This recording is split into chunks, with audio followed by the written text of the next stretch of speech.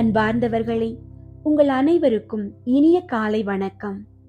இந்த புதிய விடியலில் இறைவனின் மாறாத அன்பும் தெய்வீக அமைதியும் உங்களை முழுமையாக வழிநடத்துவதாக.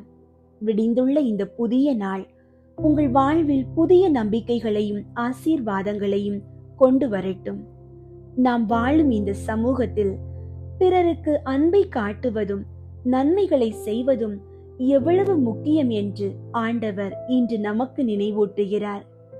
நம்முடைய சொந்த கவலைகளில் மட்டும் மூழ்கி விடாமல் நம்மை சுற்றி உள்ளவர்களிடம் அன்பு செலுத்தவும் நல்ல காரியங்களை செய்யவும் ஒருவருக்கொருவர் ஊக்கமளித்து நல்வழியில் வாழும்போது இறைவனின் ஆசீர்வாதம் நம்மை இன்னும் அதிகமாக தேடி வரும். இன்றைய நாளுக்கான இறை வார்த்தை எபிரேயர் 10ஆம் அதிகாரம் 24ஆம் இறை வார்த்தை. அன்பு செலுத்தவும் நற்செயல்கள் புரியவும் ஒருவரை ஒருவர் தூண்டி எழுப்ப கருத்தாயிருப்போமாக. ஜெபிப்போம். அன்புள்ள இறைவா, எங்களை வழி நடத்தும் நல்ல ஆயனே, இந்த ஆசீர்வதிக்கப்பட்ட புதிய நாளுக்காக உமக்கு நன்றி செலுத்துகிறோம். விடியற் காலையில் முகம் நோக்கி பார்க்கும் உமது பிள்ளைகள் ஒவ்வொருவரையும் உமது வல்லமை உள்ள கரங்களால் ஆசீர்வதியும். உம்முடைய வார்த்தையின்படி உமது பிள்ளைகள் ஒவ்வொருவர் உள்ளத்திலும் பிறர் மீது காட்டும் உண்மையான அன்பையும் நற்செயல்கள் செய்யும் நல்ல தாராள மனதையும் தந்தருளும். ஒருவருக்கொருவர் துணையாக நின்று நன்மைகளை பெருக செய்ய அருள் புரியும்.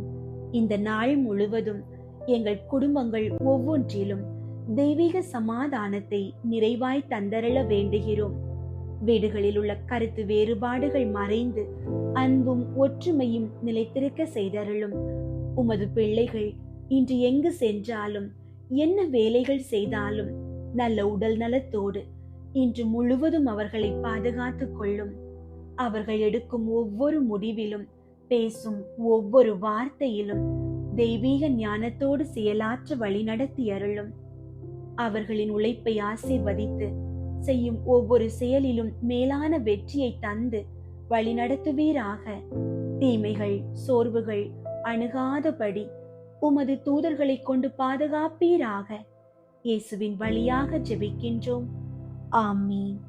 அன்பார்ந்தவர்களே, இன்றைய நாள் உங்களுக்கு ஆசீர்வாதமான நாளாக அமையட்டும். ஆமீன்.